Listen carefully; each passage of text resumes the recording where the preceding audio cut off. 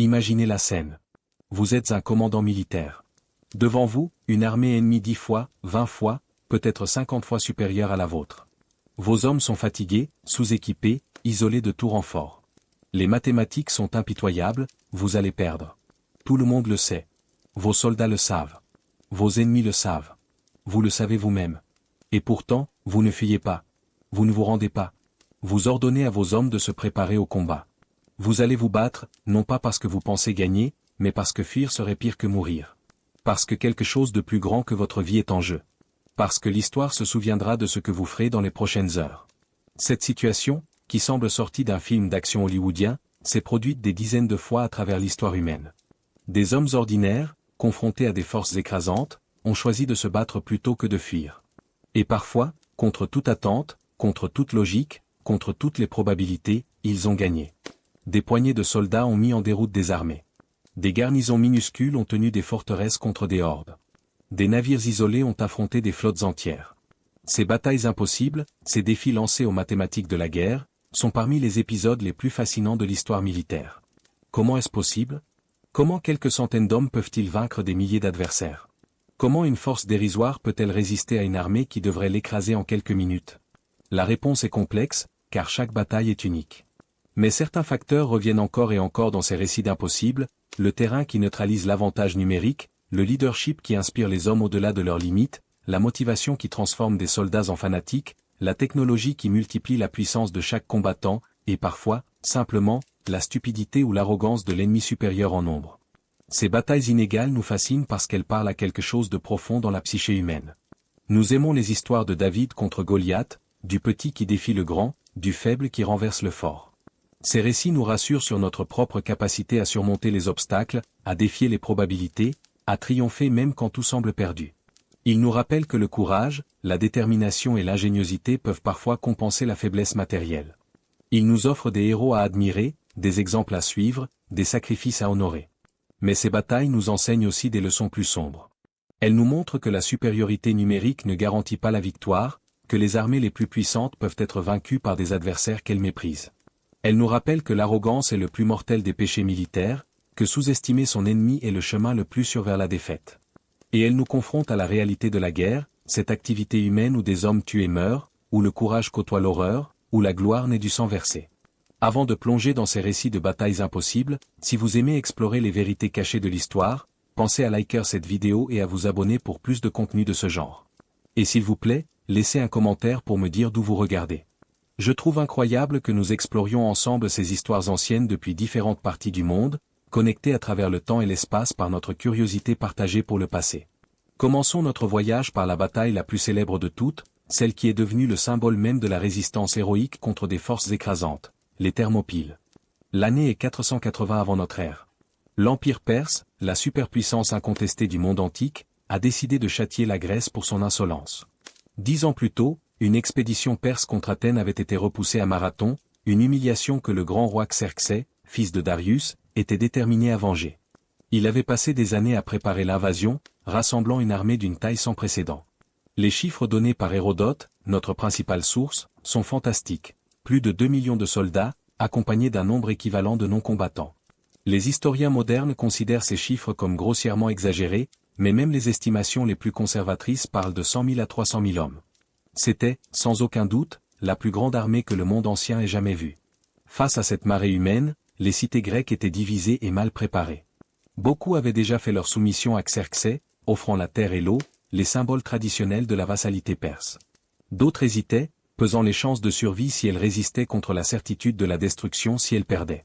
Seules quelques cités, menées par Athènes et Sparte, étaient déterminées à combattre.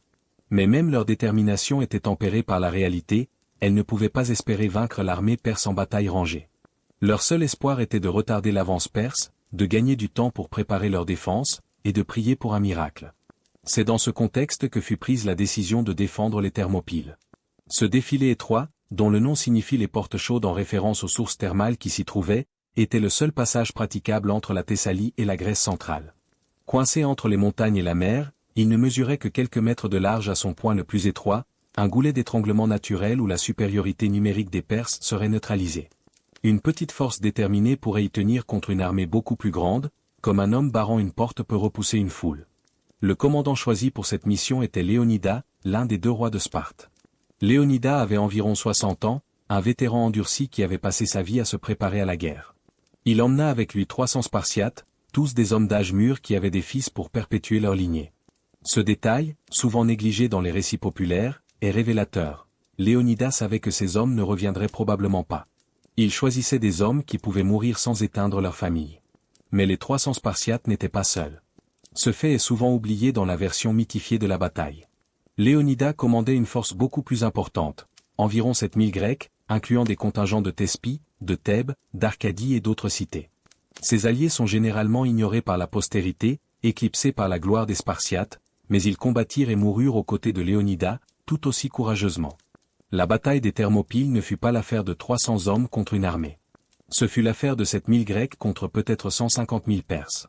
C'était toujours une disproportion écrasante, mais pas aussi extrême que la légende le suggère. Les Perses arrivèrent aux Thermopyles en août 480 et trouvèrent le défilé bloqué par les Grecs. Xerxès, confiant dans sa supériorité numérique, envoya un messager ordonné aux Grecs de déposer les armes. La réponse de Léonidas est restée célèbre, « Molon l'abbé, viens les prendre ». C'était un défi d'une arrogance magnifique, le genre de réplique que seuls les Spartiates osaient lancer. Xerxès attendit 4 jours, espérant peut-être que les Grecs perdraient leurs nerfs et se disperseraient. Quand il devint clair qu'ils ne bougeraient pas, il lança l'attaque. Les premiers assauts furent menés par les Mèdes et les Siciens, des troupes considérées comme compétentes mais pas d'élite. Ils se heurtèrent aux murs de boucliers et de lances grecs et furent massacrés. Le défilé étroit empêchait les Perses d'utiliser leur supériorité numérique. Ils ne pouvaient engager qu'un nombre limité d'hommes à la fois, et ces hommes, équipés d'armes légères et de boucliers d'osier, étaient surclassés par les hoplites grecs en armure de bronze. Vague après vague de Perses déferla sur les positions grecques, et vague après vague fut repoussée. Les corps s'empilaient dans le défilé, rendant l'avance encore plus difficile pour les attaquants suivants. Les Grecs, combattant en rotation pour permettre à leurs hommes de se reposer, maintenaient une défense impénétrable. Xerxès, regardant le carnage depuis son trône installé sur une hauteur voisine, se serait levé 3 fois de son siège en voyant ses troupes massacrées. Le 2e jour, Xerxès envoya ses meilleures troupes, les Immortels, ce corps d'élite de 10 000 hommes qui formait la garde personnelle du grand roi. Leur nom venait du fait que leur nombre était toujours maintenu à 10 000 exactement, chaque perte étant immédiatement remplacée. Ils étaient considérés comme invincibles, les meilleurs soldats de l'Empire. Mais aux Thermopyles, ils échouèrent comme les autres. Le terrain annulait leurs avantages, et les Spartiates, maîtres du combat rapproché, les taillèrent en pièces. C'est alors que survint la trahison qui décida du sort de la bataille. Un Grec local nommé Éphialtès, motivé par l'espoir d'une récompense, révéla aux Perses l'existence d'un sentier de montagne qui contournait le défilé. Ce sentier, appelé Anopé, était connu des Grecs, qui avaient posté un contingent de Phocidiens pour le garder. Mais les Phocidiens, pris par surprise à l'aube du 3e jour, furent débordés par les Immortels qui montaient le sentier. Ils se replièrent vers les sommets sans livrer bataille, laissant le chemin ouvert. Léonidas apprit rapidement ce qui s'était passé. Il comprit que la position était perdue, que les Perses allaient bientôt le prendre à revers. Il ordonna à la plupart des alliés grecs de se retirer, de vivre pour combattre un autre jour. Mais lui et ses Spartiates resteraient, avec les Thespiens qui refusèrent de partir et les Thébains qui furent apparemment contraints de rester. Pourquoi Léonidas choisit-il de mourir plutôt que de fuir? Les interprétations varient. Peut-être voulait-il couvrir la retraite des autres Grecs. Peut-être obéissait-il à un oracle qui avait prédit que Sparte serait détruite à moins qu'un roi ne meure. Peut-être, tout simplement, ne pouvait-il pas concevoir de fuir devant l'ennemi, la honte étant pire que la mort pour un Spartiate. La dernière bataille fut un massacre délibéré, un suicide glorieux. Les Grecs restants, sachant qu'ils allaient mourir, se battirent avec une férocité désespérée. Ils avancèrent dans la partie large du défilé pour infliger un maximum de dommages avant d'être submergés. Quand leurs lances se brisèrent, ils combattirent à l'épée. Quand leurs épées se brisèrent, ils combattirent à main nue, avec les dents, avec des rochers. Léonidas tomba tôt dans le combat, et une bataille féroce s'engagea autour de son corps, les Grecs le défendant contre les Perses qui voulaient s'en emparer. Finalement, encerclés et épuisés, les derniers survivants se retirèrent sur une petite colline où ils furent submergés et tués jusqu'au dernier. Hérodote raconte que les Perses perdirent 20 000 hommes pendant les 3 jours de combat, contre peut-être 4 000 Grecs tués. Ces chiffres sont probablement exagérés, mais il est certain que les pertes perses furent considérables, disproportionnées par rapport à la taille de la force grecque. Plus important encore, Léonidas avait gagné du temps, 3 jours précieux pendant lesquels la flotte grecque put se repositionner et les cités du sud préparer leur défense. Sans ce délai, l'histoire de la Grèce, et donc de l'Occident, aurait pu être très différente. Les Thermopyles ne furent pas une victoire. Ce fut une défaite, une annihilation totale de la force grecque. Mais ce fut une défaite qui se transforma en victoire morale, une démonstration de courage qui galvanisa les Grecs pour les batailles à venir. Quelques semaines plus tard, la flotte perse était détruite à Salamine. L'année suivante, l'armée perse était écrasée à Platée. La Grèce était sauvée, et les 300 Spartiates entraient dans la légende. L'épitaphe composée pour les morts spartiates par le poète Simonide est devenue l'une des plus célèbres de l'histoire. « Étranger, va dire à Lacédémone que nous sommes morts ici pour obéir à ses lois. » Ces mots, gravés sur un monument aux Thermopyles, résonnent encore aujourd'hui comme un témoignage de sacrifice et de devoir. Les 300 sont devenus un symbole universel de résistance contre des forces écrasantes, invoquées par tous ceux qui affrontent des probabilités impossibles. Mais la légende a aussi ses dangers. Elle a été appropriée par des idéologies diverses, certaines admirables, d'autres beaucoup moins. Elle a été utilisée pour glorifier le militarisme, le sacrifice aveugle, la mort au combat comme idéal suprême. Elle a été simplifiée, vidée de son contexte, transformée en un récit manichéen de civilisation contre barbarie. La réalité était plus nuancée. Les Perses n'étaient pas des barbares mais les maîtres d'un empire sophistiqué. Les Spartiates n'étaient pas des héros sans tache mais les citoyens d'une société esclavagiste brutale. L'histoire, comme toujours, est plus complexe que le mythe. Quittons maintenant l'Antiquité pour nous transporter dans l'Afrique du XIXe siècle, où une autre bataille impossible allait graver son nom dans l'histoire. La date est le 22 janvier 1879. Le lieu est une mission suédoise abandonnée appelée Rorkersdrift, dans ce qui est aujourd'hui l'Afrique du Sud. Et les protagonistes sont environ 150 soldats britanniques face à 4000 guerriers zoulous. La guerre anglo-zoulou avait commencé quelques semaines plus tôt, quand les Britanniques avaient envahi le royaume zoulou, prétextant des incidents frontaliers et la nécessité de protéger les colons du Natal. La vraie raison était l'expansionnisme impérial et le désir de contrôler les riches ressources de la région. Les Britanniques s'attendaient à une campagne facile contre ce qu'ils considéraient comme des sauvages mal armés. Ils avaient gravement sous-estimé leur ennemi.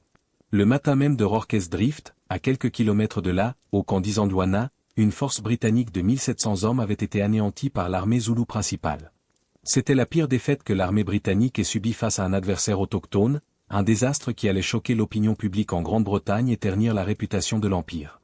Les Zoulous avaient démontré qu'ils étaient des guerriers formidables, disciplinés, courageux, et parfaitement adaptés à leur environnement. Rorkersdrift était un poste de ravitaillement établi dans une ancienne mission. Il consistait en quelques bâtiments de pierre et de chaume, une chapelle convertie en hôpital, une maison servant de dépôt, entourée de murs bas et de sacs de sable improvisés. La garnison était commandée par 2 lieutenants, John Char du Génie royal et Gonville Bromette du 24e régiment d'infanterie. Char, techniquement le plus ancien des deux, prit le commandement, bien qu'il n'eût aucune expérience du combat. La nouvelle du désastre d'Isandlwana atteignit Rorkersdrift en début d'après-midi. Les survivants qui affluaient décrivaient des scènes d'horreur, une armée entière submergée en quelques heures. Et maintenant, une partie de l'armée zoulou, peut-être 4000 hommes, marchait vers la mission. Char et Bromette devaient prendre une décision rapide, fuir ou combattre. Fuir semblait la décision logique. La garnison était minuscule, comprenant environ 140 soldats valides plus 35 malades et blessés alités dans l'hôpital. Ils n'avaient aucune chance de résister à une force 30 fois supérieure en nombre. Mais fuir posait ses propres problèmes. Les chariots disponibles ne pouvaient pas emporter tous les hommes, surtout les malades. Les Zoulous, connus pour leur rapidité à pied, rattraperaient facilement une colonne en retraite et la massacreraient en terrain ouvert. Et abandonner les blessés à leur sort était impensable pour des officiers britanniques. Char décida de rester et de défendre la position. Pendant les quelques heures qui restaient avant l'arrivée des Zoulous, les soldats travaillèrent frénétiquement à renforcer les défenses. Ils empilèrent des sacs de grains et des caisses de biscuits pour créer des barricades. Ils relièrent les bâtiments par des murs improvisés. Ils créèrent des lignes de défense intérieure au cas où les murs extérieurs seraient percés. C'était un travail désespéré, accompli sous un soleil de plomb par des hommes qui savaient qu'ils préparaient probablement leur propre tombeau. Les Zoulous arrivèrent vers 4h30 de l'après-midi, une masse de guerriers portant leurs boucliers de peau de vache et leurs lances courtes, les asguets. Contrairement aux représentations populaires, beaucoup d'entre eux avaient aussi des armes à feu, des mousquets et des fusils capturés ou achetés. Mais leur formation principale restait l'assaut à la lance, cette charge terrifiante qui avait submergé tant d'ennemis auparavant. La première attaque frappa le côté sud de la mission, une vague de guerriers courant vers les barricades avec un courage qui stupéfia les défenseurs. Les Britanniques ouvrirent le feu à bout portant, leurs fusils Martini-Henry abattant les Zoulous par dizaines. Mais les guerriers continuaient à venir, escaladant les corps de leurs camarades tombés, cherchant à franchir les barricades par la force brute. Le combat devint sauvage, des soldats utilisant leurs baïonnettes contre des guerriers armés de lances, le tout dans un chaos de cris, de coups de feu et de cors. Les Zoulous ne parvinrent pas à percer cette première ligne, mais ils ne se découragèrent pas. Ils contournèrent la position, attaquant de plusieurs directions à la fois. L'hôpital, situé à l'extrémité de la position, devint un champ de bataille particulièrement féroce. Les malades et les blessés, certains incapables de marcher, durent se défendre dans les chambres sombres et enfumées. Des soldats comme le soldat Henry Hook, qui allait recevoir la Victoria Cross, se battirent d'une pièce à l'autre, évacuant les patients à travers des trous percés dans les murs pendant que les Zoulous enfonçaient les portes derrière eux. La nuit tomba, mais les attaques continuèrent. Les Zoulous mirent le feu à l'hôpital, illuminant le champ de bataille d'une lueur infernale. Les défenseurs durent abandonner cette partie de la position, se repliant sur des lignes intérieures de plus en plus réduites. L'espace défendable se rétrécissait, mais les Britanniques tenaient bon, abattant chaque vague d'assaillants avec un tir discipliné. Vers minuit, les attaques commencèrent à faiblir. Les Zoulous avaient subi des pertes considérables, peut-être 500 morts et des centaines de blessés. Leurs munitions pour les armes à feu étaient épuisées. Et ils entendaient les rumeurs que des renforts britanniques approchaient, ce qui était faux mais les inquiétait. Au petit matin, les guerriers se retirèrent, laissant derrière eux un champ de bataille jonché de corps. La garnison de Rorke's Drift avait survécu. Sur les 150 défenseurs, 15 avaient été tués et une dizaine grièvement blessés. Ils avaient tenu contre des forces 25 à 30 fois supérieures pendant plus de 12 heures de combat ininterrompu. C'était un exploit extraordinaire, un témoignage de la discipline, du courage et de la détermination des soldats britanniques. La réaction en Grande-Bretagne fut enthousiaste, voire hystérique. Après le désastre d'Isandlwana, le pays avait besoin d'une histoire héroïque pour restaurer la fierté nationale. Rorke's Drift fournit cette histoire. 11 Victoria Cross furent décernés aux défenseurs, un record absolu pour une seule bataille. La presse célébra les soldats comme des héros, des représentants de tout ce qu'il y avait de meilleur dans le caractère britannique. Les lieutenants Char et Bromhead devinrent des célébrités, reçus par la reine Victoria elle-même. Mais l'histoire de Rorke's Drift a aussi ses zones d'ombre. La distribution généreuse de Victoria Cross fut en partie une opération de relations publiques, destinée à détourner l'attention du fiasco d'Isandlwana. Les Zoulous, qui avaient fait preuve d'un courage égal à celui des Britanniques, furent dépeints comme des sauvages sanguinaires plutôt que comme des guerriers défendant leur patrie contre une invasion étrangère. Et la guerre elle-même, motivée par l'impérialisme et la cupidité, était moralement indéfendable, quels que fussent les actes de bravoure individuels qui s'y produisirent. Aujourd'hui, Rorke's Drift reste l'une des batailles les plus célèbres de l'histoire britannique, immortalisée par le film Zulu de 1964. Elle est célébrée comme un exemple de courage face à des probabilités écrasantes, un cas où la discipline et la détermination triomphèrent de la supériorité numérique. Mais elle nous rappelle aussi que l'héroïsme ne justifie pas une cause, et que les vaincus de l'histoire méritent autant de respect que les vainqueurs. Notre voyage nous emmène maintenant vers le sous-continent indien, sur les hauteurs désolées de la frontière nord-ouest, où se déroula l'une des batailles les plus extraordinaires de l'histoire militaire. 21 hommes contre 10 000. Pas un seul survivant. Pas un seul moment de faiblesse. C'est l'histoire de Saragari.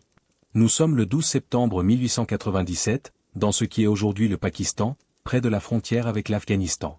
La région, habitée par des tribus pashtunes farouchement indépendantes, était un cauchemar pour l'Empire britannique. Les montagnes étaient un labyrinthe de vallées et de passes où les tribus pouvaient tendre des embuscades, disparaître, réapparaître. Les Britanniques maintenaient un réseau de forts et de postes de signalisation pour surveiller le territoire, mais ces positions étaient souvent isolées, vulnérables, dépendantes de renforts qui pouvaient mettre des jours à arriver. Saragari était l'un de ces postes de signalisation. Construit sur une crête rocheuse entre deux forts plus importants, Lockhart et Gulistan, il servait de relais pour les communications héliographiques entre les deux. Sa garnison était minuscule, 21 soldats du 36e régiment sikh de l'armée britannique des Indes. Ils étaient commandés par un havildar, l'équivalent d'un sergent, nommé Ishar Singh. Ces soldats sikhs étaient parmi les meilleurs de l'armée britannique.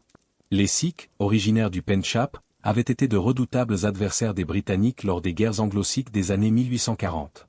Après leur défaite, ils étaient devenus des alliés loyaux, formant certaines des unités les plus respectées de l'armée indienne. Leur religion, qui valorisait le courage martial et l'honneur, faisait d'eux des soldats naturels.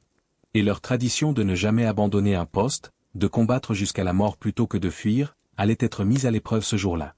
Le matin du 12 septembre, une force massive de tribus afghanes, estimée entre 8 000 et 10 000 guerriers, descendit des montagnes vers les forts britanniques. Une partie de cette force se dirigea vers Saragari, le maillon faible de la chaîne défensive. Les 21 Sikhs virent l'armée ennemie approcher et comprirent immédiatement leur situation, ils étaient condamnés. Le havildar Ishar Singh envoya un message héliographique au fort Lockhart, signalant l'attaque imminente. Le colonel qui commandait Lockhart lui répondit qu'il ne pouvait pas envoyer de renfort, le fort lui-même étant menacé. Ishar Singh reçut l'ordre de tenir aussi longtemps que possible, de retarder l'ennemi pour donner aux autres forts le temps de se préparer. C'était un ordre de mort, et tout le monde le savait. Les Afghans lancèrent leur premier assaut vers 9 heures du matin. Ils étaient armés de fusils et de sabres, et ils connaissaient intimement le terrain. Mais le poste de Saragari, bien que petit, était bien construit, avec des murs de pierre et des positions de tir avantageuses. Les 21 Sikhs ouvrirent le feu, abattant les assaillants à mesure qu'ils approchaient. Les corps s'empilèrent au pied des murs, mais les Afghans continuaient à venir. Les heures passèrent. Assaut après assaut fut repoussé. Les Afghans tentèrent de brûler la porte du fort, d'escalader les murs, de percer des brèches. Chaque tentative était repoussée par le feu des Sikhs. Les défenseurs étaient maintenant à court de munitions pour leurs fusils, tirant au compte-gouttes, chaque balle devant compter. Vers midi, une brèche fut enfin ouverte dans le mur.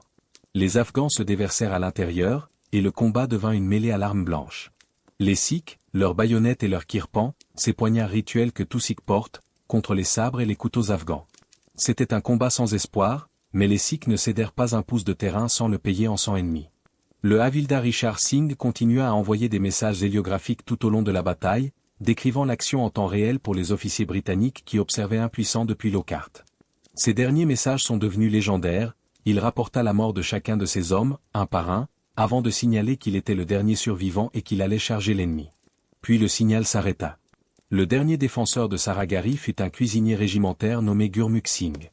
Quand les autres furent morts, il se barricada dans le poste de garde et continua à tirer sur les Afghans qui tentaient de l'atteindre. Selon les récits, il tua 20 ennemis avant d'être finalement submergé.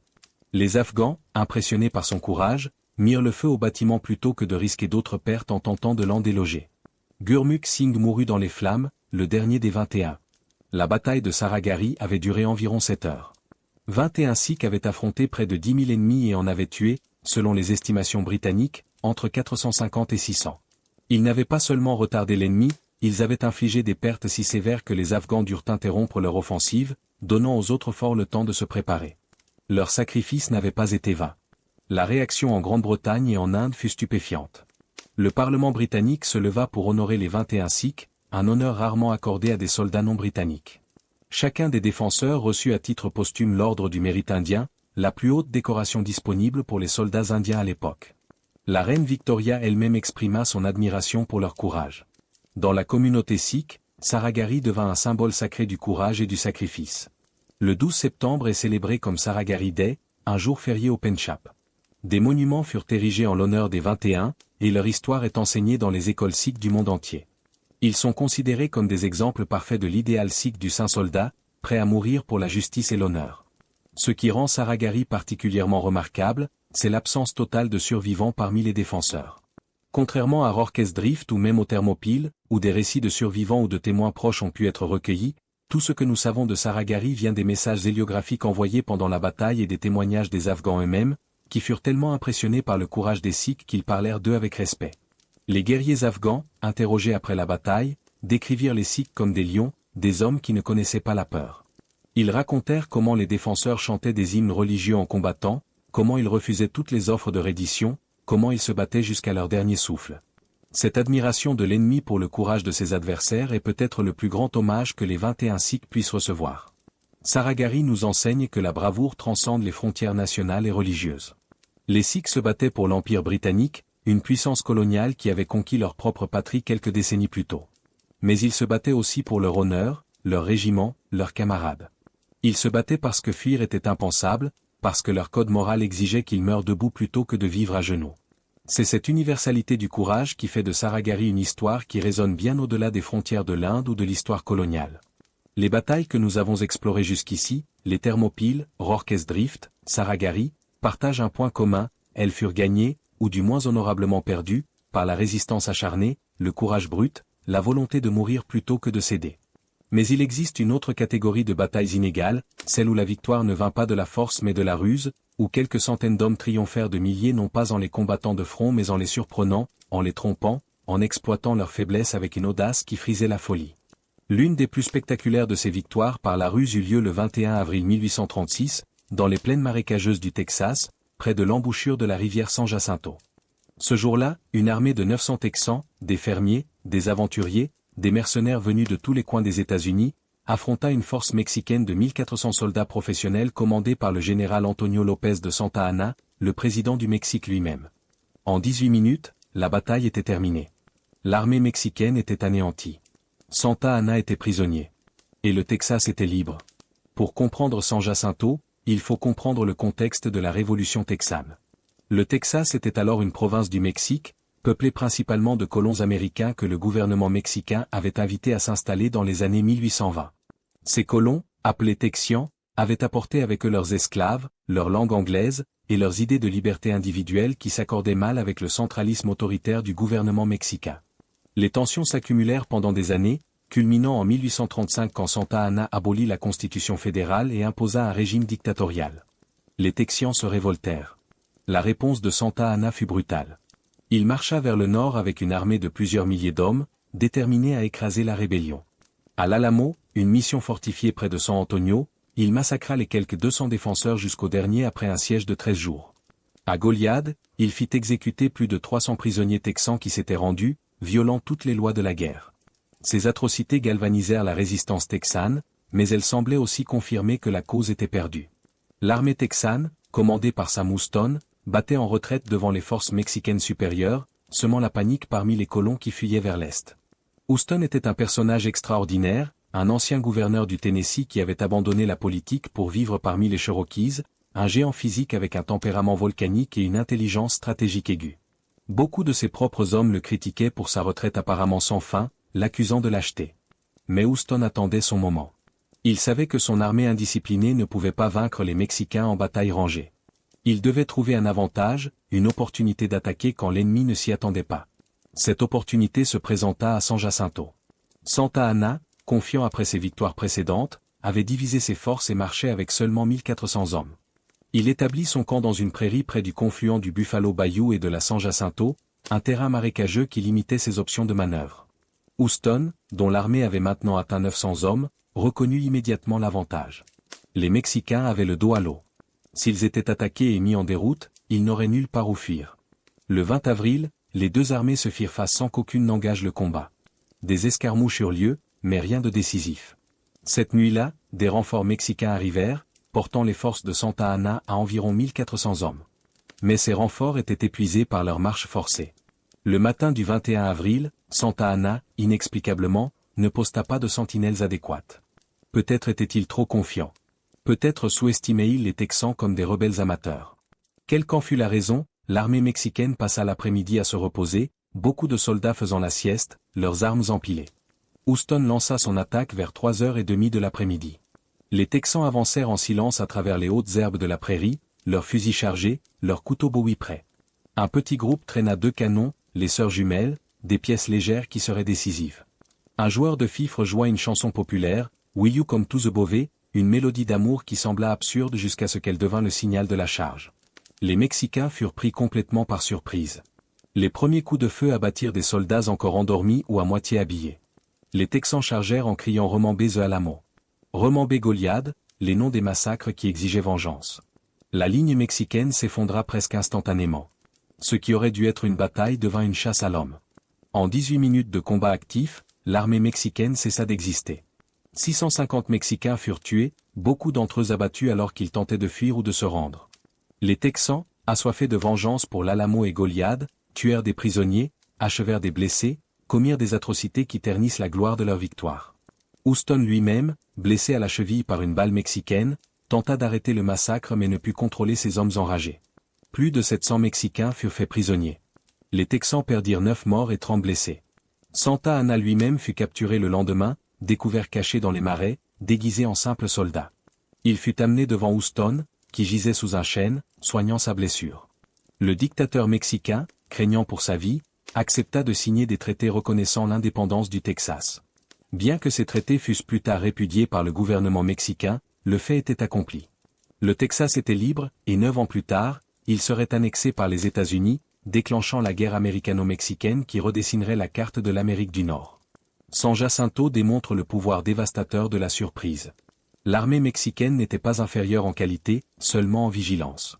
Santa Anna avait commis l'erreur fatale de sous-estimer son ennemi, de supposer que des fermiers rebelles ne poseraient pas de menaces sérieuses. Cette arrogance lui coûta son armée, sa liberté temporaire, et le Texas lui-même. L'histoire militaire est pleine d'exemples similaires où la ruse et le timing compensèrent la faiblesse numérique. Alexandre le Grand vainquit des armées perses plusieurs fois supérieures en nombre par des manœuvres audacieuses qui frappaient le point faible de l'ennemi. Hannibal anéantit les légions romaines à Cannes par une double enveloppe qui reste étudiée dans les académies militaires. Napoléon conquit l'Europe en concentrant ses forces au point décisif, battant des armées plus grandes en détail. Le facteur commun est toujours le même, la capacité de voir ce que l'ennemi ne voit pas, d'agir quand l'ennemi ne s'y attend pas, de transformer une faiblesse apparente en force décisive. Mais passons maintenant à une bataille plus récente, une confrontation du XXe siècle qui démontra que même à l'ère des tanks et des avions, une poignée d'hommes déterminés peut tenir contre une force blindée moderne. C'est l'histoire de Longeoila. La date est le 4 décembre 1971. L'Inde et le Pakistan sont en guerre, le troisième conflit entre ces deux nations depuis leur indépendance en 1947. Cette fois, le conflit est déclenché par la crise au Pakistan oriental, où le mouvement indépendantiste bengali est brutalement réprimé par l'armée pakistanaise. L'Inde, après des mois de tensions et d'afflux de réfugiés, a finalement déclaré la guerre, envahissant le Pakistan oriental et affrontant les forces pakistanaises sur le front occidental également. Longeoila était un petit poste frontière dans le désert du Rajasthan, à quelques kilomètres de la frontière pakistanaise. Sa garnison était minuscule, environ 120 soldats du 23e bataillon du régiment du Penchap, commandé par le major Kuldip Singh Champuri. Ils étaient équipés d'armes légères et d'un seul canon sans recul, une force dérisoire pour défendre quoi que ce soit contre une attaque sérieuse. Cette attaque sérieuse arriva dans la nuit du 4 au 5 décembre. Une brigade blindée pakistanaise, comprenant environ 2000 soldats, 45 tanks et des véhicules blindés, traversa la frontière avec l'objectif de couper la route stratégique de Jaisalmer et de s'emparer des positions indiennes dans le secteur. Longeoila se trouvait directement sur leur chemin. Le major Champuri reçut l'ordre de se replier. La logique militaire était claire, 120 hommes avec des fusils ne pouvaient pas arrêter 45 tanks. Mais Champuri, évaluant la situation, prit une décision différente. Le terrain autour de Longeoila était favorable à la défense. Le sol sablonneux rendrait la progression des chars difficile. Les dunes offraient des positions de tir naturelles. Et le temps de monter une évacuation, les Pakistanais seraient sur eux de toute façon. Champuri décida de tenir. Les premières heures de la bataille furent terrifiantes. Les tanks pakistanais avancèrent dans l'obscurité, leurs projecteurs balayant le désert. Les défenseurs indiens, cachés dans leur position, ouvrirent le feu avec tout ce qu'ils avaient. Le canon sans recul détruisit plusieurs véhicules, créant des obstacles pour les autres. Les soldats tiraient sur les fantassins pakistanais qui accompagnaient les chars, les forçant à se mettre à couvert. Mais la vraie arme secrète de Champuri était le téléphone. Dès le début de l'attaque, il avait contacté sa hiérarchie, demandant un soutien aérien. Les avions de l'Indian Air Force étaient basés à Jaisalmer, à seulement quelques minutes de vol. Champuri n'avait qu'à tenir jusqu'à l'aube, quand les avions pourraient intervenir. Les heures de la nuit semblèrent interminables. Les Pakistanais lancèrent assaut après assaut, parfois approchant à quelques dizaines de mètres des positions indiennes. Les défenseurs étaient à court de munitions, récupérant les chargeurs sur leurs camarades tombés, tirant au compte-gouttes pour faire durer leurs réserves. Le major Champuri courut d'une position à l'autre, encourageant ses hommes, coordonnant la défense, refusant d'envisager la reddition. Puis le soleil se leva. Et avec lui, les Hawker Hunter de l'Indian Air Force. Les avions d'attaque indiens fondirent sur la colonne blindée pakistanaise comme des vautours sur une carcasse.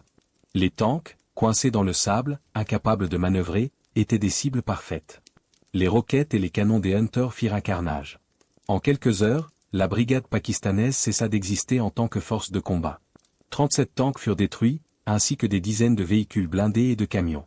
Les soldats pakistanais survivants battirent en retraite vers la frontière, poursuivis par l'aviation. La bataille de Longeoila coûta 2 morts aux Indiens. Les Pakistanais perdirent environ 200 hommes, plus la quasi-totalité de leur équipement blindé. C'était une victoire disproportionnée, un triomphe de la détermination, de la décision correcte et du soutien aérien. Le major Champuri reçut le Mahavir Chakra, la deuxième plus haute décoration militaire indienne. Son histoire fut immortalisée dans le film bollywoodien Border en 1997, devenant l'une des batailles les plus célèbres de l'histoire militaire indienne. Longeoila nous enseigne plusieurs leçons. D'abord, que les tanks ne sont pas invincibles, surtout dans un terrain défavorable et sans soutien aérien. Les Pakistanais avaient commis l'erreur d'attaquer de nuit, quand leur propre aviation ne pouvait pas les soutenir, tout en donnant aux Indiens le temps d'appeler la leur. Ensuite, que la décision de tenir ou de fuir peut déterminer le sort d'une bataille. Si Champuri s'était replié, les Pakistanais auraient avancé sans opposition. En restant, il les fixa en place, les transformant en cible pour l'aviation du matin. Enfin, que la combinaison des armes, l'infanterie tenant le terrain pendant que l'aviation frappe l'ennemi, reste l'une des formules les plus efficaces de la guerre moderne. Déplaçons-nous maintenant vers l'Europe, vers un septembre tragique de 1939, quand la Pologne fut écrasée par la machine de guerre nazie. Au milieu de ce désastre national, une petite bataille se déroula qui mérite d'être rappelée. La bataille de Wisna, parfois appelée le Thermopyle polonais. La Pologne de 1939 était condamnée avant même que la première balle ne soit tirée. Coincée entre l'Allemagne nazie à l'ouest et l'Union soviétique à l'est, avec une armée équipée d'armes obsolètes et une stratégie défensive irréaliste, elle n'avait aucune chance de résister à l'assaut coordonné de ses deux voisins géants. Quand l'Allemagne attaqua le 1er septembre 1939, la question n'était pas de savoir si la Pologne tomberait, mais à quelle vitesse. Wisna était un village situé dans le nord-est de la Pologne, près de la frontière avec la Prusse orientale. Sa position stratégique en faisait un point clé sur la route vers Varsovie. Le terrain était favorable à la défense. Des marais et des rivières limitaient les axes d'approche, forçant tout attaquant à emprunter des routes étroites où les chars ne pouvaient pas déployer leur supériorité numérique. L'armée polonaise avait construit des fortifications dans le secteur, des bunkers en béton et des positions de tir qui dominaient les approches. Le commandant des défenses de Wisna était le capitaine Władysław Rajini, un officier de 31 ans qui avait passé les années précédentes à préparer ses positions. Sous ses ordres se trouvaient environ 720 soldats, équipés de mitrailleuses, de mortiers, d'armes antichars légères et de quelques canons d'artillerie. C'était une force modeste mais bien entraînée, motivée par la défense de sa patrie. Face à eux se trouvait le 19e corps blindé allemand, commandé par le général Heinz Guderian, l'un des théoriciens de la guerre blindée et l'un des meilleurs généraux de la Wehrmacht. Guderian disposait d'environ 40 000 hommes, de centaines de chars et de véhicules blindés, et du soutien de la Luftwaffe. La disproportion était de l'ordre de 50 contre 1, peut-être la plus extrême de toutes les batailles que nous avons explorées. L'attaque allemande commença le 7 septembre. Guderian, pressé d'avancer vers Varsovie, pensait emporter les défenses polonaises en quelques heures. Il avait tort. Les bunkers polonais, bien construits et bien camouflés, résistèrent aux tirs d'artillerie. Les chars allemands, avançant sur les routes étroites, furent pris sous le feu des canons antichars et des mitrailleuses. Les premiers assauts furent repoussés avec des pertes significatives. Guderian fit venir des renforts, de l'artillerie lourde, des bombardiers en piqué Stuka. Les bombardements aériens furent particulièrement dévastateurs, détruisant plusieurs bunkers et tuant leurs équipages. Mais les Polonais tenaient bon. Quand un bunker était détruit, les survivants se repliaient vers la position suivante et continuaient à combattre. Le capitaine Rajini, malgré des blessures, refusait de quitter ses hommes. Les combats durèrent 3 jours, du 7 au 10 septembre. 3 jours pendant lesquels 700 Polonais retardèrent 40 000 Allemands, 3 jours pendant lesquels Guderian, l'apôtre de la guerre éclair, fut contraint à une guerre d'usure qu'il détestait. Les pertes polonaises furent lourdes, mais les pertes allemandes aussi, estimées à plusieurs centaines de morts et des dizaines de véhicules détruits. Le 10 septembre, les défenses de Wisna étaient en ruine. La plupart des bunkers avaient été détruits. Les munitions étaient presque épuisées. Les survivants, peut-être une centaine d'hommes, étaient encerclés et sans espoir de renfort.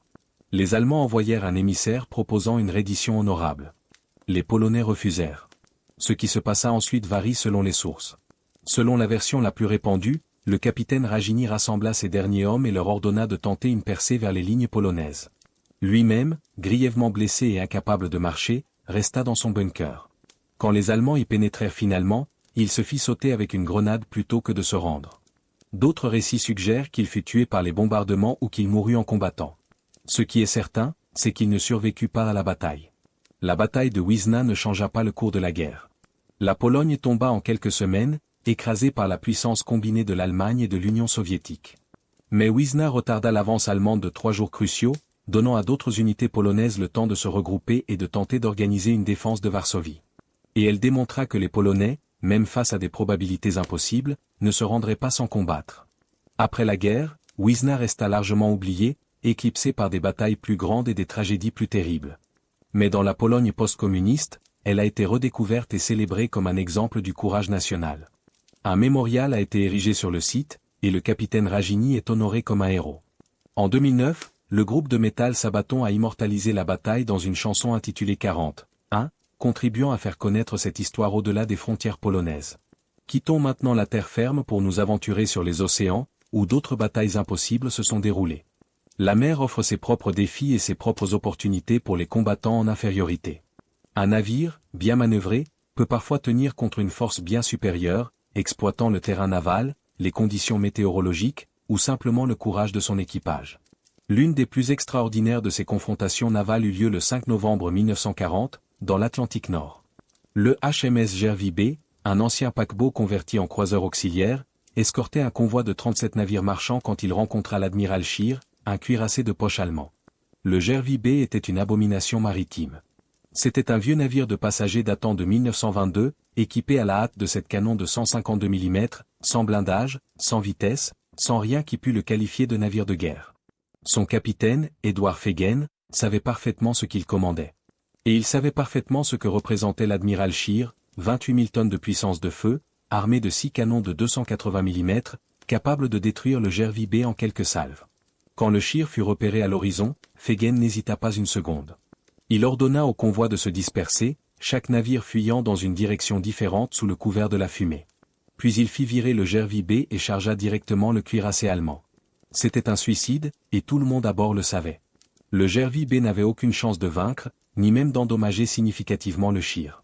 Mais en engageant le cuirassé, il pouvait le distraire, le retarder, donner au convoi le temps de s'échapper. Chaque minute que le Scheer passait à détruire le Jervy Bay était une minute de plus pour les navires marchands. Le combat dura environ 20 minutes. Les canons du Jervy Bay tirèrent jusqu'au bout, bien que leurs obus ne pussent pénétrer le blindage du Scheer. Les canons allemands déchirèrent le paquebot converti, un obus après l'autre transformant le navire en épave flottante. Le capitaine Fegen fut blessé plusieurs fois, perdant un bras, mais il resta sur la passerelle jusqu'à ce qu'un obus l'emporte finalement. Le Jervy Bay coula avec 187 de ses 254 membres d'équipage. Mais son sacrifice avait réussi. Le temps gagné permit à la majorité du convoi de s'échapper dans l'obscurité tombante. Sur 37 navires, le Scheer n'en coula que 5. Sans l'intervention du Jervy Bay, le bilan aurait été beaucoup plus lourd. Le capitaine Fegen reçut la Victoria Cross à titre posthume, et son nom reste honoré dans la Royal Navy comme un exemple de courage et de sacrifice. Une autre bataille navale impossible, peut-être la plus extraordinaire de toutes, eut lieu 4 ans plus tard, dans les eaux des Philippines. C'est la bataille au large de Samar, une confrontation qui vit des escorteurs américains affronter des cuirassés japonais. Le contexte était la bataille du golfe de Leyte, en octobre 1944, la plus grande bataille navale de l'histoire. Les forces américaines, envahissant les Philippines, étaient protégées par plusieurs flottes, dont la Task Force 38, la principale force de cuirassés et de porte-avions. Mais une série de feintes japonaises avait attiré cette force au nord, laissant les plages de débarquement protégées uniquement par quelques groupes d'escorteurs, des destroyers et des destroyers d'escorte conçus pour la chasse aux sous-marins, pas pour le combat de surface. C'est dans cette brèche que s'engouffra la force centre-japonaise, commandée par l'amiral Takeo Kurita. Cette force comprenait le Yamato, le plus grand cuirassé jamais construit, armé de canons de 460 mm, les plus gros jamais montés sur un navire. Elle comprenait aussi 3 autres cuirassés, 8 croiseurs lourds et 11 destroyers. C'était une armada capable de détruire n'importe quelle flotte conventionnelle, et elle fonçait vers les transports américains sans défense. Entre Kurita et sa proie se trouvait seulement le Taffy 3, un groupe de combat commandé par le contre-amiral Clifton Sprague. Le Taffy 3 comprenait 6 porte-avions d'escorte, des navires lents et légèrement armés conçus pour le soutien aérien, pas pour le combat naval. Il comprenait aussi 3 destroyers et 4 destroyers d'escorte, des navires d'à peine 2000 tonnes qui semblaient des jouets comparés aux géants japonais. Quand le Taffy 3 repéra la flotte japonaise à l'horizon, Sprague comprit immédiatement la situation. Il ne pouvait pas fuir, ses porte-avions étant trop lents pour échapper aux croiseurs japonais. Il ne pouvait pas se battre, ses escorteurs étant ridiculement surclassés. Mais il pouvait faire quelque chose, il pouvait acheter du temps, espérant que des renforts arriveraient ou que les Japonais commettraient une erreur. Ce qui suivit fut 2 heures et demie de chaos, d'héroïsme et de miracle. Les destroyers américains, sachant qu'ils allaient mourir, chargèrent directement la ligne japonaise, lançant leurs torpilles et tirant avec leurs petits canons de 127 mm contre des monstres dont le blindage faisait plusieurs dizaines de centimètres d'épaisseur. L'USS Johnston, commandé par le commandant Ernest Evans. Un Cherokee qui avait juré de ne jamais fuir devant l'ennemi, fonça seul vers les croiseurs japonais, tirant plus de 200 obus et lançant toutes ses torpilles avant d'être finalement coulé. Evans reçut la Medal of Honor à titre posthume. Les porte-avions d'escorte lançaient tout ce qu'ils avaient, des avions armés de bombes légères, parfois même de grenades sous-marines faute de mieux, parfois volant des attaques factices sans munitions justes pour forcer les navires japonais à manœuvrer. Les pilotes américains firent des dizaines de passes sur les cuirassés et les croiseurs, sachant que leurs petites bombes ne pouvaient pas couler ces géants mais espérant les ralentir, les distraire, les effrayer. Et inexplicablement, cela fonctionna. L'amiral Kurita, désorienté par la fumée, les attaques aériennes incessantes et les rapports confus, crut qu'il affrontait une force beaucoup plus puissante qu'elle ne l'était réellement. Les petits escorteurs américains, se battant avec une férocité désespérée, ressemblaient dans le chaos à des croiseurs ou des destroyers de flotte. Kurita, craignant un piège, ordonna à ses forces de se regrouper, puis, à la stupeur de tout le monde, de battre en retraite. La bataille au large de Samar coûta aux Américains 2 porte-avions d'escorte, 2 destroyers et un destroyer d'escorte, plus environ 1000 morts. Mais le gros de la flotte de débarquement était sauvé. Les Japonais, malgré leur supériorité écrasante, avaient manqué l'occasion de détruire les transports américains et de compromettre toute l'invasion des Philippines. La décision de Kurita de se retirer reste l'une des plus controversées de l'histoire navale, un mystère que les historiens débattent encore. La bataille au large de Samar démontre que dans le brouillard de la guerre, même les avantages les plus écrasantes peuvent être neutralisés par la confusion, l'audace et la pure détermination. Les hommes du Taffy 3 ne savaient pas qu'ils allaient gagner. Ils s'attendaient à mourir. Mais ils se battirent quand même, et leur combat désespéré créa assez de chaos pour que l'ennemi perde ses repères et commette l'erreur fatale de la retraite. Ces batailles navales nous rappellent que la mer est un environnement où les probabilités peuvent être renversées plus facilement que sur Terre. La visibilité limitée, les conditions météorologiques changeantes, la difficulté de communiquer entre navires dispersés, tout cela crée des opportunités pour le plus faible. Un commandant audacieux, prêt à risquer tout, peut parfois exploiter ces opportunités pour transformer une défaite certaine en victoire improbable, ou du moins en sacrifice qui sauve quelque chose de précieux. Il existe une bataille qui, plus que toute autre, incarne l'esprit du sacrifice militaire, une bataille où 65 hommes affrontèrent 2000 ennemis et où le refus de se rendre devint une religion. Cette bataille est célébrée chaque année par l'une des forces militaires les plus légendaires du monde. C'est la bataille de Cameron, et c'est l'histoire fondatrice de la Légion étrangère française. Nous sommes le 30 avril 1863, au Mexique. La France de Napoléon III a envahi ce pays pour installer un empereur fantoche, l'archiduc Maximilien d'Autriche, sur un trône que personne ne lui a demandé d'occuper. L'aventure mexicaine est impopulaire en France, coûteuse en hommes et en argent, et vouée à l'échec à long terme. Mais pour l'instant, l'armée française combat les forces républicaines mexicaines de Benito Juárez, et la Légion étrangère est au cœur de cette lutte. La Légion étrangère était, et reste, une force unique. Créée en 1831 pour permettre aux étrangers de servir dans l'armée française, elle attirait des hommes de tous horizons, des aventuriers, des criminels en fuite, des idéalistes, des désespérés, des professionnels de la guerre sans patrie. On ne posait pas de questions sur le passé d'un légionnaire. On lui donnait un nouveau nom, une nouvelle vie, et on lui demandait seulement de servir avec honneur. La Légion devint rapidement célèbre pour sa discipline de fer, son esprit de corps indestructible, et sa volonté de combattre jusqu'à la mort. Le 30 avril 1863, la 3e compagnie du 1er bataillon du régiment étranger reçut une mission routinière. Escorter un convoi de ravitaillement de Veracruz vers Puebla, où l'armée française assiégeait les forces mexicaines. La compagnie était en sous-effectif, ne comptant que 62 légionnaires et 3 officiers. Son capitaine habituel était malade, alors le commandement fut confié au capitaine Jean d'Anjou, un vétéran qui avait perdu sa main gauche en Algérie et la remplaçait par une prothèse de bois articulée. Le convoi n'arriva jamais. À l'aube du 30 avril, près du village de Camaron, la compagnie tomba dans une embuscade. Des cavaliers mexicains surgirent de tous côtés, coupant la route de retraite. D'Anjou évalua rapidement la situation, ils étaient encerclés par une force qui semblait compter des centaines d'hommes, peut-être plus. La fuite était impossible. La seule option était de se retrancher et de tenir aussi longtemps que possible, espérant que le convoi serait averti et prendrait une autre route. La compagnie se réfugia dans l'hacienda de Camaron, un ensemble de bâtiments agricoles entourés d'un mur bas. Ce n'était pas une forteresse, juste une ferme abandonnée, mais c'était tout ce qu'ils avaient. Les légionnaires barricadèrent les portes, prirent position aux fenêtres et sur les murs, et attendirent l'assaut. Les Mexicains attaquèrent en force. Ils étaient maintenant clairement identifiables, environ 800 cavaliers et 1200 fantassins, soit environ 2000 hommes au total. Leur commandant, le colonel Francisco de Paula Milan, envoya un émissaire demander la reddition. La réponse de d'Anjou fut laconique, « Nous avons des munitions. Nous ne nous rendrons pas. » Les combats reprirent. La matinée fut un enfer. Les Mexicains lançaient assaut après assaut contre les murs de l'hacienda. Les légionnaires, tirant avec précision, abattaient les attaquants par dizaines. Mais ils subissaient aussi des pertes. Le capitaine d'Anjou fut touché par une balle en pleine poitrine vers 11 heures du matin.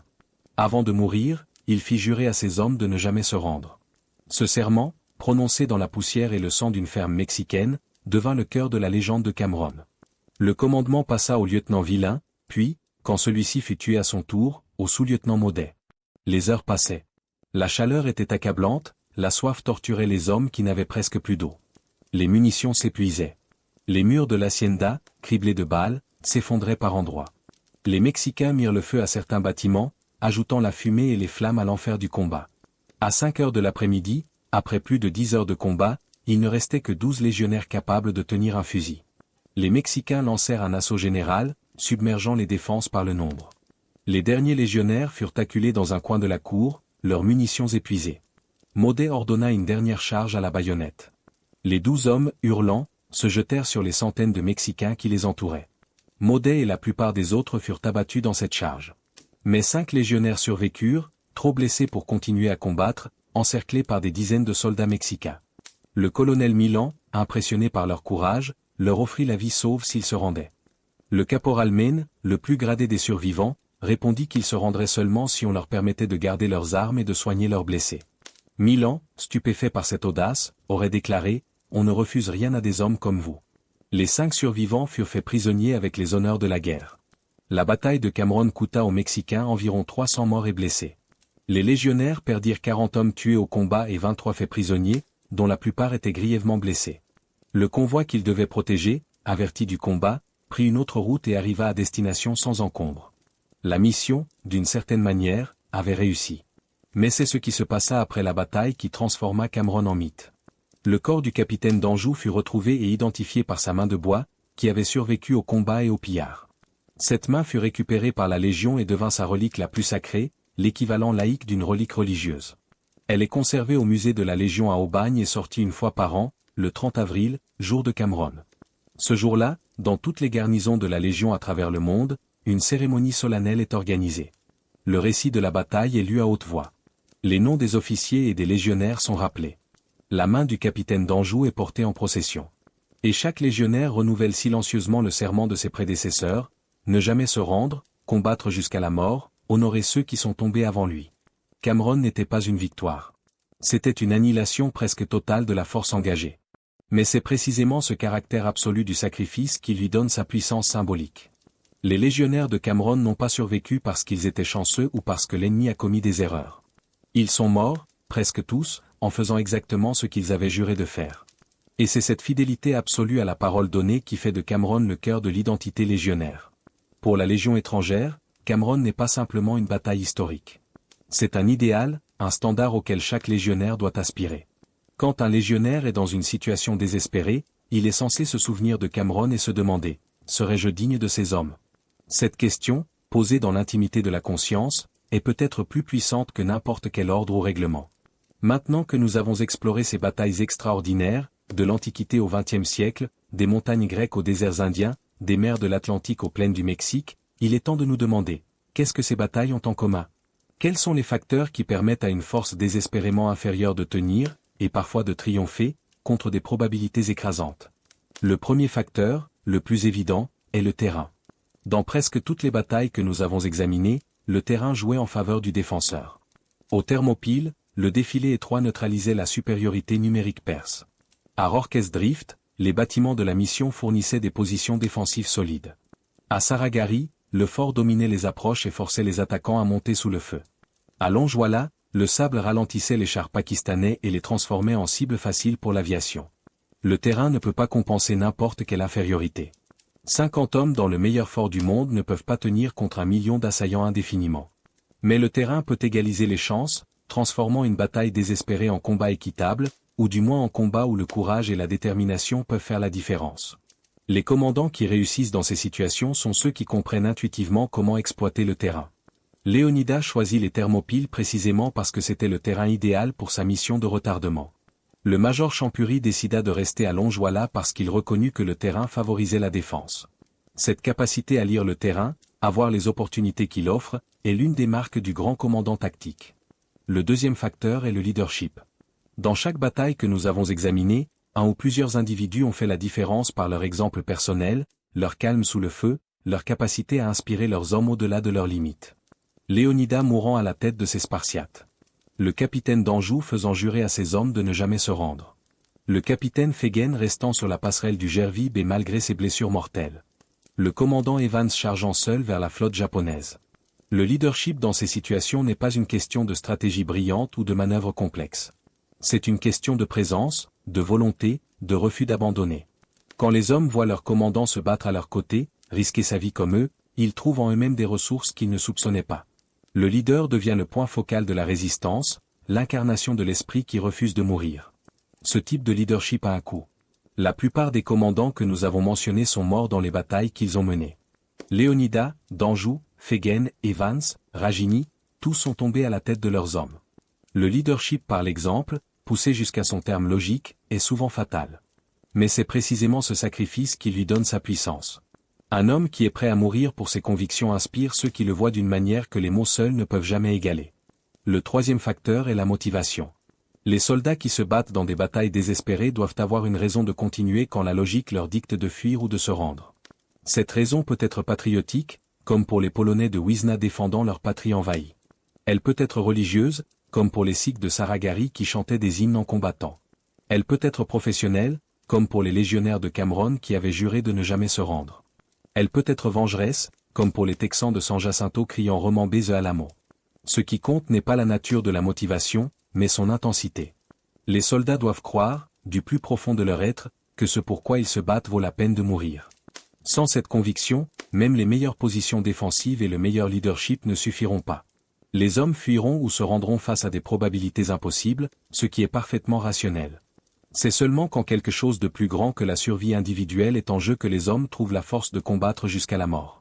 Le quatrième facteur est la technologie et l'entraînement. Dans plusieurs de nos batailles, le camp inférieur en nombre disposait d'un avantage qualitatif qui compensait partiellement son infériorité numérique. Les hoplites grecs aux Thermopyles étaient mieux armés et mieux entraînés que les fantassins perses. Les soldats britanniques à Rorke's Drift avaient des fusils Martini-Henry à tir rapide contre des guerriers armés principalement de lances. Les défenseurs de Longjwala avaient le soutien de l'aviation indienne qui transforma la bataille en quelques heures. La technologie seule ne garantit pas la victoire. Les Zoulous avaient aussi des fusils à Rorke's Drift, et ils avaient la supériorité numérique. Les Afghans à Saragari avaient des armes à feu modernes.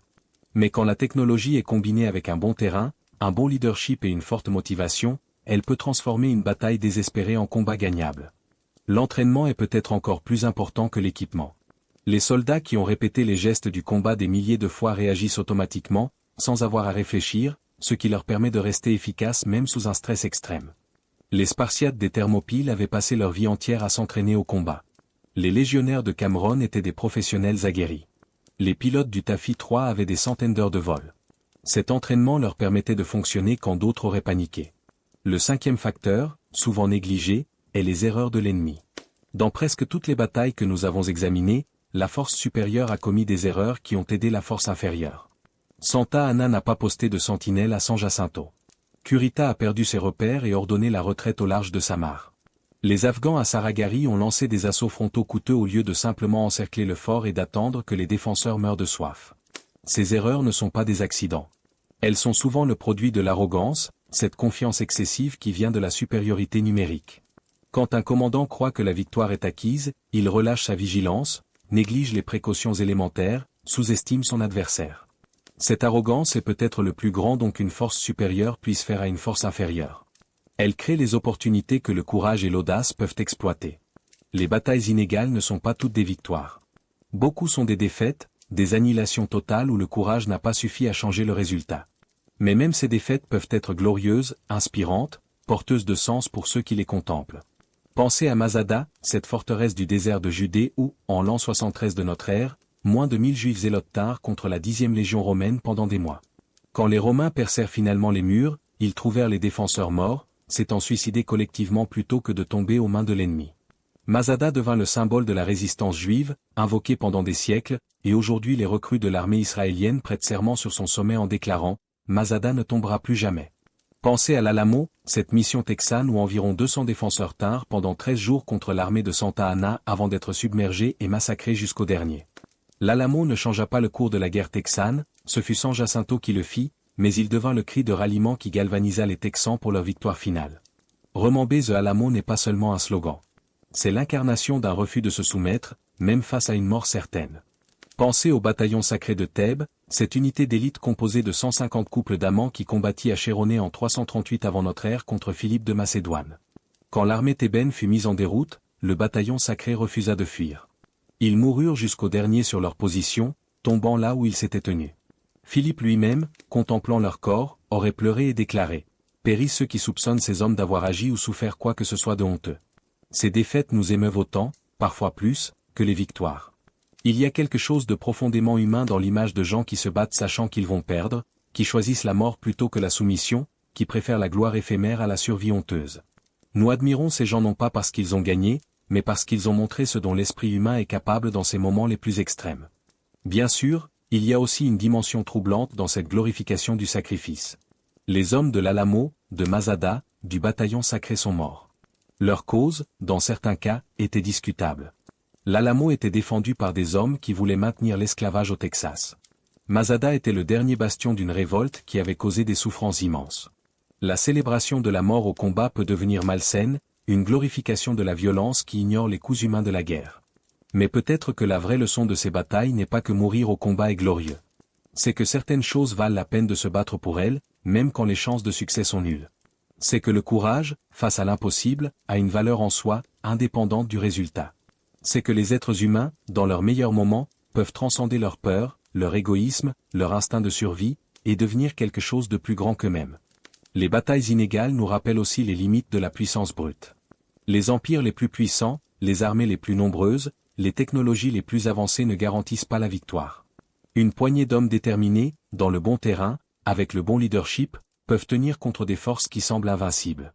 Cette leçon est importante pour les puissants, qui devraient se méfier de l'arrogance, et pour les faibles, qui ne devraient jamais perdre espoir.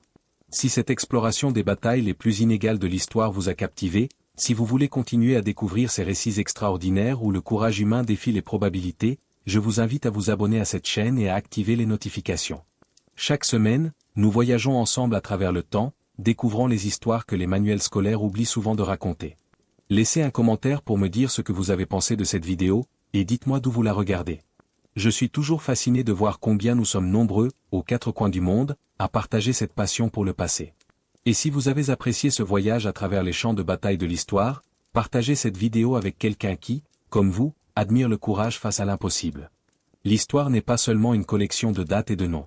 C'est le récit de vies humaines, de choix impossibles, de sacrifices qui résonnent à travers les siècles. C'est notre histoire à tous, l'héritage que nous portons sans toujours le savoir.